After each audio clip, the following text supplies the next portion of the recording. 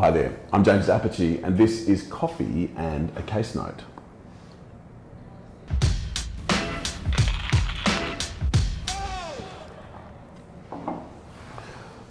Team, today we are going to talk about an interlocutory costs order.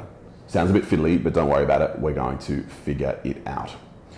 Normally what happens with cost orders is that as a matter progresses, orders will be made at final hearing. And if we're going to use some loose, blunt terms, one of the loose, blunt terms we can use is to say that the winner, loosely, at the end of the final hearing, will be ordered to pay the legal cost of the loser because the matter has been heard on its merits. It's run to the very, very end and finished.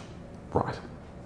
Very rarely, orders will be made for costs before the final hearing, and we're going to discuss an example of that today.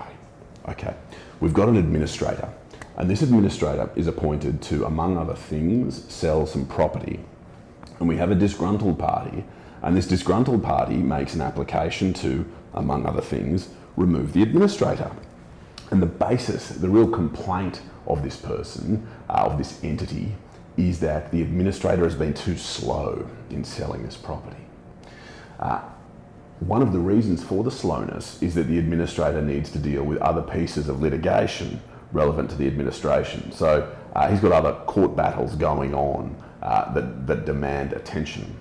In any case, he gives those court battles the attention required, those matters are finalised, and then the sale is able to proceed. Now the sale does proceed, it is completed, and as a result of the completion of that sale, the basis for our disgruntled party seeking to have the administrator removed, because you remember the disgruntled party says you're taking too long to sell the property, I want you removed. So now that the property's been sold, well, the basis for that removal has fallen away, so by consent, the parties see the end of that application. All that remains for discussion is legal costs. And what the administrator says is, I want my legal costs. And do you remember what we said earlier is that normally a cost order of that kind will happen at the very, very end of a piece of litigation because the court has been able to hear all the evidence from both sides and all the arguments and consider them. So it's rare that a cost order of that kind will be made before the end of the litigation. In this case, what the administrator pressed for was orders of that kind. And the short answer is he succeeded, and the other relevant company, the respondent to the application, succeeded as well in having the applicant pay the legal costs. Now, why was that?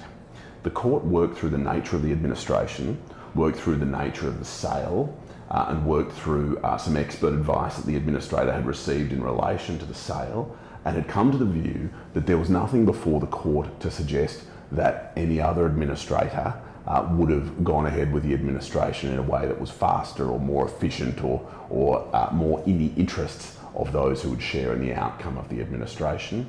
And so on the basis of that, the court found it was very unlikely that the application would have succeeded in the end. And so on the basis of that, the court found that it was prepared and indeed did make orders for costs in the proceedings, notwithstanding the fact it had not reached all the way to final hearing.